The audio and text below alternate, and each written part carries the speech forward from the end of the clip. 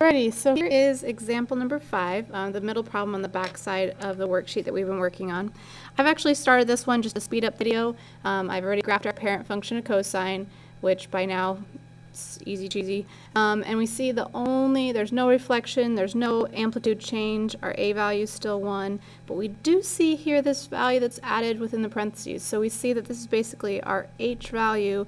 Our h value is negative pi over 4. It's always x minus h. So our graph is going to shift left pi over 4 units, and there's no vertical change because there's no k value added or subtracted here.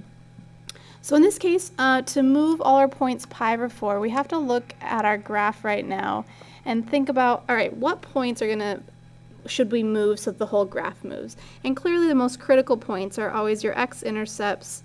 In this case we have 4, and your min or your max values, those peaks and those valleys. So if I were to move, let's just start with a point here that's at 0. If I were to move it pi over 4 to the left, it's going to move halfway between 0 and pi over 2. So just like we did on the front side, we're going to mark all our quarter intervals. So we have pi over 4, there's 1/4, 2/4 reduces to pi over 2. So let's just label all our odd intervals, 3/4, 4/4, and these are all going to be negative. 6/4, negative 7/4, and then finally 8/4. And we'll do the same thing in the positive direction. So 1/4,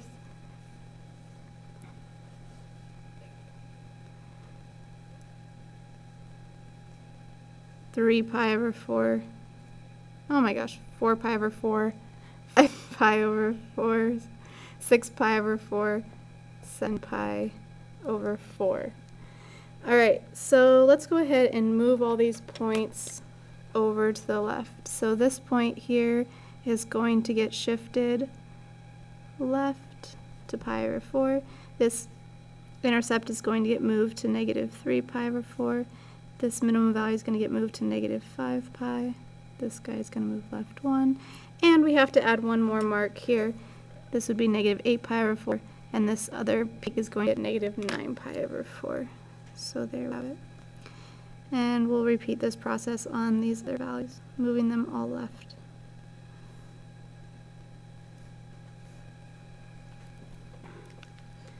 Alright, so if I sketch my graph now,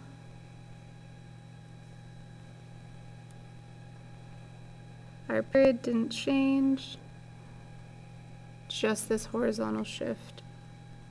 So in this case, the last thing we'd have to do is, as long as your graph crosses your x-axis at clearly labeled values, this one isn't super clear, so I'd probably want to specify that this point is 5 pi over 4, 0. I do want to label my min and my max values. So this point that used to be at 2 pi is now at 7 pi over 4, positive 1. This point is going to be at negative pi over 4, 1. And this point here is at negative 9 pi over 4, 1. And my minimum values bumped over a fourth, so that's negative 5 pi over 4, negative 1. This point that used to be at pi, it's a little crooked here, I could have made my parent function a little nicer, bumped over 1, so it's going to be at 3 pi over 4, negative 1. So my period, still 2 pi, my domain is from negative infinity to infinity, are all real, and my range is still from negative 1 to 1. There was no amplitude change and no vertical shift. Alright, that one was quick.